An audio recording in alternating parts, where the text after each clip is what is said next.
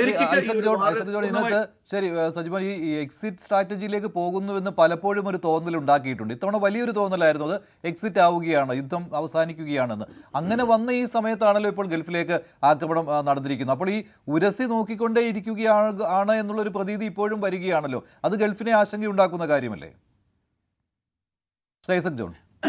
തീർച്ചയായിട്ടും ഗൾഫ് വലിയ ആശങ്കയുടെ വലിയൊരു ആശങ്കയിൽ തന്നെയാണ് കഴിയുന്നത്. അപ്പോൾ ഇത് എസ്കലേറ്റ് ചെയ്തോറും ഓരോ നിമിഷവും കൂടുന്തോറും ഗൾഫിലെ സാമ്പത്തിക മേഖലയും അവിടുത്തെ ജനങ്ങളുടെ ജീവിതവും പരിഭ്രാന്തിയൊക്കെ കൂടിക്കൊണ്ടിരിക്കുകയാണ്.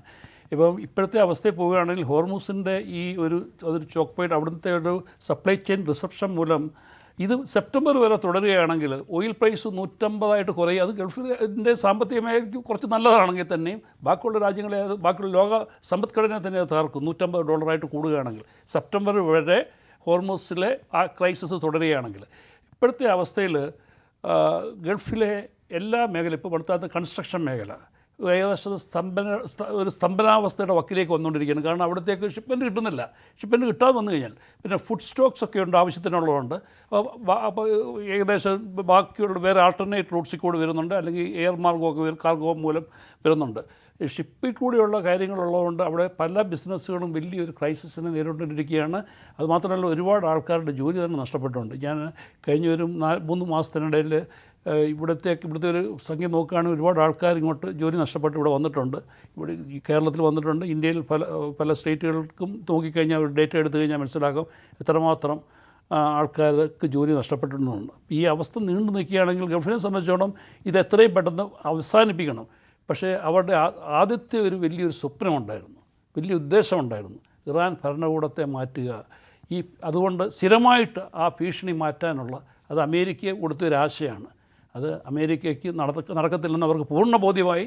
അവരിതൊക്കെ ശരിയാണ്, ഡീക്യാപിറ്റേഷനൊക്കെ നടത്തി ഇങ്ങനെ നേതൃത്വ നിരയെ മൊത്തം വീഴ്ത്തിയെങ്കിൽ തന്നെയും അവർ പൂർവാധികം ശക്തി പ്രാപിച്ച് ഇപ്പോഴും നിൽക്കുകയാണ്.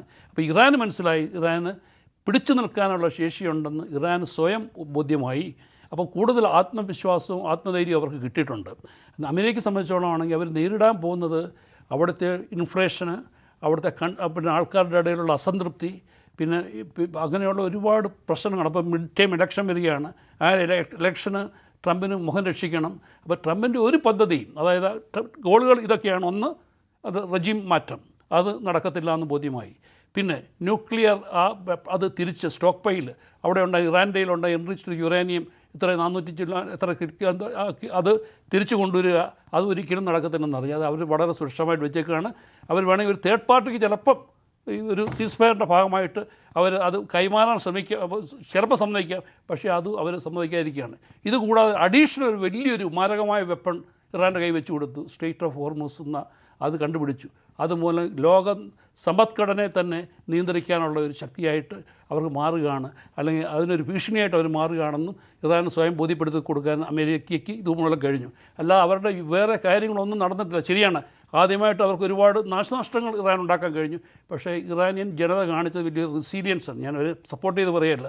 അവർക്ക് അതിൽ നിന്ന് കിട്ടിയ വർദ്ധിച്ച ആത്മവീര്യം അവരെ വീണ്ടും എന്ത് വന്നാലും നേരിടാം എന്നുള്ളൊരു അവസ്ഥയിലേക്ക് കൊണ്ടുവരികയാണ്. പക്ഷേ ട്രംപിനെ സംബന്ധിച്ചോളം ഇത് എത്രയും പെട്ടെന്ന് അവസാനിപ്പിക്കേണ്ടത് US-ൻ്റെ അദ്ദേഹത്തിൻ്റെ നിലനിൽപ്പിൻ്റെയും US എക്കോണമിയുടെ നിലനിൽപ്പിൻ്റെയും ജനങ്ങളുടെ നിലനിൽപ്പിൻ്റെ ആവശ്യമാണ്. ഈ ഗൾഫിലെ ആക്രമണങ്ങളിലേക്ക് വരികയാണെങ്കിൽ ബഹ്റൈനിൽ ഈ അമേരിക്കയുടെ 5ാം കപ്പൽപ്പടയുടെ ആസ്ഥാനം ആക്രമിച്ചുവെന്ന് ഇറാൻ പറയുന്നുണ്ട്. പക്ഷേ അത് അമേരിക്ക നിഷേധിച്ചിരിക്കുകയാണ്. ഇത്തരത്തിലുള്ള കാര്യങ്ങൾ ഈ ബഹ്റൈൻ അതുപോലെ തന്നെ കുവൈറ്റ്, ഈ 2 രാജ്യങ്ങളിലുമാണല്ലോ ആക്രമണം ഉണ്ടായത്. ഇതിൽ ഒരു മരണം പോലും ഉണ്ടായിരിക്കുകയാണ്, ഒരു ഇന്ത്യൻ പൗരൻ്റെ ജീവൻ നഷ്ടപ്പെട്ടിരിക്കുകയാണ്.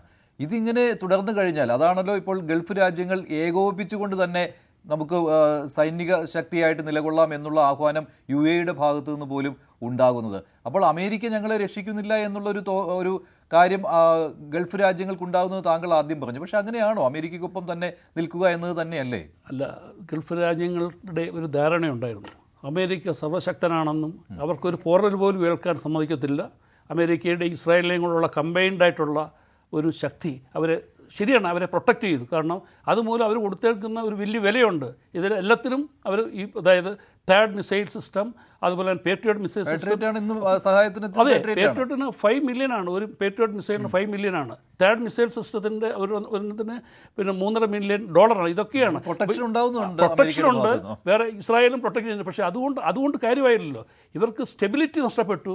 അതായത് സ്റ്റേബിളായിട്ടുള്ള ഒരു എക്കോണമി അല്ലെങ്കിൽ സ്റ്റേബിളായിട്ടുള്ള ഒരു അന്തരീക്ഷം. ഇതുവരെ UAE ഏറ്റവും വലിയ സെയിലബിൾ എന്തായിരുന്നു? Peace, stability and security.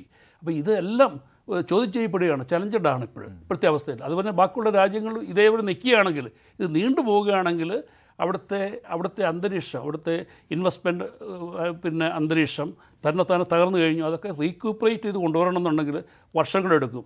അപ്പോൾ ഇപ്പോൾ ഇതിനുകൊണ്ട് ഇറാൻ കൊടുത്ത ഒരൊറ്റ വാണിംഗാണ്. അതായത് ഏത് രാജ്യം ഞങ്ങളെ ആക്രമിക്കാൻ കൂട്ടുനിൽക്കുന്നു, അവരുടെ ബേസസ് US കൊടുക്കുന്നു, അവരെ മാത്രമേ ഞങ്ങൾ അറ്റാക്ക് ചെയ്യത്തുള്ളൂ. അതുകൊണ്ടാണ് UAE ഈ പ്രാവശ്യം സ്പെയർ ചെയ്തത്. മറ്റേ ഏറ്റവും കൂടുതൽ അറ്റാക്ക് നേരിട്ടത്, ഏറ്റവും കൂടുതൽ ദുരന്തം അനുഭവിച്ചത് UAE ആയിരുന്നു.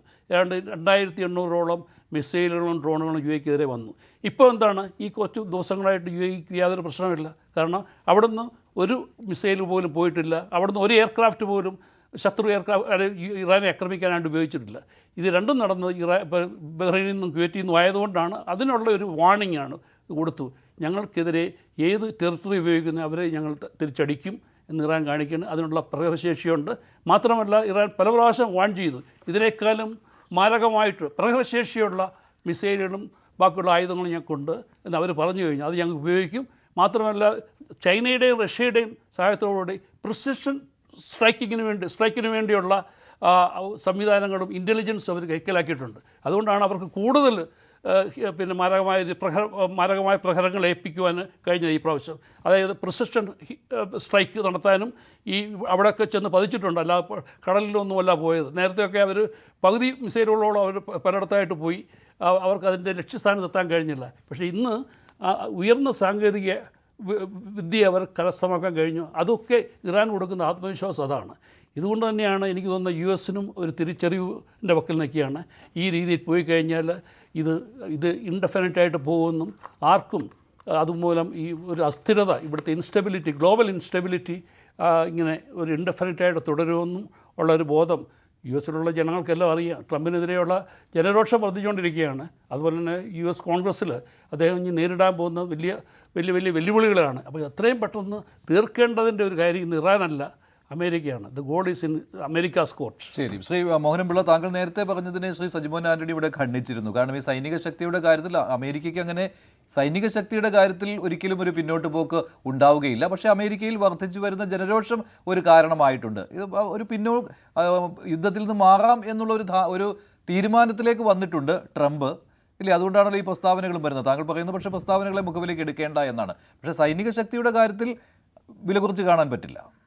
തീർച്ചയായിട്ടും ഈ ഇഷ്യൂ തുടങ്ങിയതിന് ശേഷം ഇക്കണോമിസ്റ്റുകൾ പറയുന്നത് ഒന്ന് നോക്കിക്കഴിഞ്ഞാൽ, മിലിറ്ററി എക്സ്പേർട്സിൻ്റെ കാര്യമല്ല, ഇക്കണോമിസ്റ്റുകൾ പറയുന്നത്, അതായത് ഏതാണ്ട് ലോ ലെവലിൽ എടുത്തു കഴിഞ്ഞാൽ ഇറാൻ ഒരു 25 റുപ്പീസ് മുടക്കുക എന്ന സമയത്ത് US 10,000 റുപ്പീസാണ് മുടക്കുന്നത്. അതായത് എക്യുപ്മെൻസിൻ്റെ മെക്കാനിസം, ഈക്വലൻസിയാണ് ഞാൻ പറയുന്നത്. അത് വെച്ചൊന്ന് കമ്പയർ ചെയ്യുന്നത് കൊണ്ടാണ് അവർ വെപ്പൺ സ്ലോ ഡൗൺ ആയി എന്ന് പറയാനുള്ള കാരണം. US ഒരിക്കലും പുറകോട്ടാന്ന് പറയത്തില്ല. പക്ഷേ രണ്ട് ഇഷ്യൂ ഉണ്ട്. ജെറാൾഡിന് എന്താ പറ്റിയത്? ആദ്യം പറഞ്ഞു ഞങ്ങൾക്കൊന്നും പറ്റിയിട്ടില്ല എന്ന്, വലിച്ചുകൊണ്ടുപോയി റിപ്പയർ ചെയ്യാൻ. അതുപോലെ തന്നെ ഏബ്രഹാം ലിങ്കൺ എന്താ ആദ്യം അഡ്മിറ്റ് ചെയ്തില്ല, പിന്നെ മനസ്സിലായി ഇറാൻ്റെ മിസൈലുകൾ പതിച്ചു. ഇപ്പോൾ പിന്നെ വന്നു നിൽക്കുന്നത് മിസൈൽ റേഞ്ചിന് വെളിയിലാണ്. അവിടെ നിന്നുകൊണ്ടാണ് ബാക്കിയുള്ള കാര്യങ്ങളെല്ലാം ചെയ്യുന്നത്. ഒരു കാരണവശാലും ആ ഒരു ആംഗിളോട്, കാര്യം US-നെ സംബന്ധിച്ചിടത്തോളം പ്രൊപഗണ്ട വാറാണ് അവർ മുൻപന്തിയിൽ നിൽക്കുന്നത്. ആ പ്രൊപഗണ്ട വാർ, ഈവൻ കോൾഡ് വാർ മുതൽ തന്നെ പ്രൊപഗണ്ട വാറാണ്.